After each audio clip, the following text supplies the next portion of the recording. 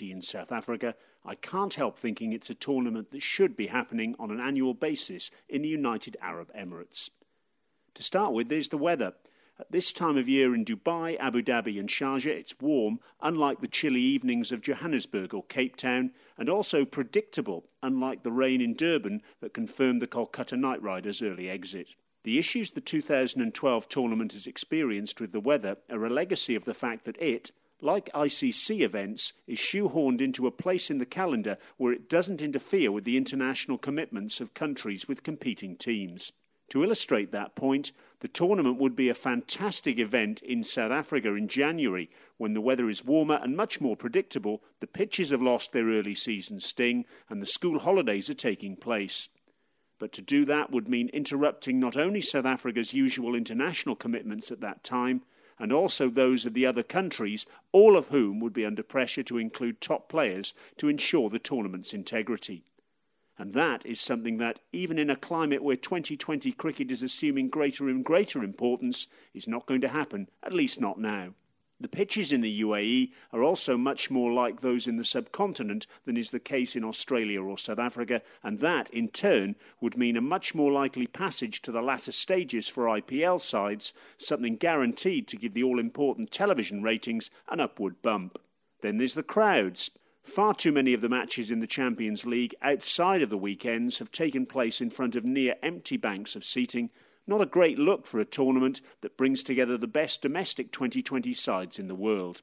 As we saw during the Pakistan-Australia One-Day International and 2020 International Series in August and September, cricket fans will turn out to watch quality cricket in the UAE even at 2 a.m, and with the right ticket pricing and marketing, there's no reason why that wouldn't also happen for the Champions League, especially if top Indian players were on show, of which more later. Logistically, the UAE also presses all the right buttons.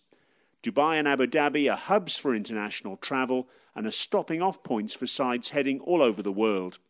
That's one reason the ICC decided to base itself in the country in preference to other alternatives like Switzerland, Singapore or Ireland. There are more than enough quality cricket grounds to go around, with Dubai Sports City, Abu Dhabi and Sharjah all up to the task at hand, and with numerous additional practice facilities, including the ICC's own Global Cricket Academy, also available. And nowhere is more than a drive away, so there would be no need to worry about the hassle of having to fly anywhere with all the attendant baggage issues to go with that, as is the case with the current tournament, with matches in Johannesburg, Cape Town, Durban and Centurion. The additional attraction of the tournament in the UAE is that it could be marketed by both the organisers and the host as a destination event. The Dubai and Abu Dhabi governments are keen to put themselves forward as venues for tourism, and the players themselves would welcome the chance to spend time in the country, especially as it would offer the chance for families to be there and have a good time too, something vitally important in the current packed international schedule. And that would be without the need to fly between centres too, another important family consideration. So, all the ducks seem to be in a row on this idea, except for one thing. The Board of Control for Cricket in India, one of the major stakeholders in the Champions League, along with Australia and South Africa, remains reluctant to have its teams play in the UAE, something confirmed by Pakistan Cricket Board Chairman Zakir Ashraf in September when he was asked by reporters about the possibility of a bilateral series in the country. India's been a regular visitor to the UAE in the past for many years, of course, with Sharjah providing the backdrop to some memorable matches. Sachin Tendulkar's back-to-back one-day international hundreds against Australia in April 1998 will go down as one of his and the venue's finest hours.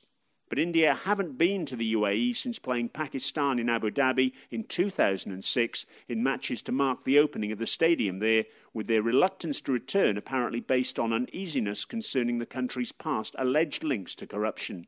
But while that reluctance in the face of such fears is understandable, the ideal remains for them to be persuaded that such a threat, while never completely removed, is at least under control thanks to the ICC's Anti-Corruption and Security Unit, which operates at tournaments like the Champions League, as well as international matches, if requested.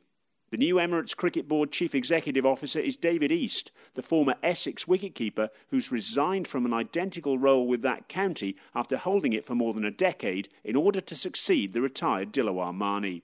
East's brief is to take cricket in the UAE to, quote, the next level. And one way to do that would be to get marquee events like the Champions League, as well as marquee sides like India, to Dubai, Abu Dhabi and Sharjah, something that may well be especially necessary if Pakistan are able to build on their desire to return to playing international cricket at home after more than 3 years of offshore matches.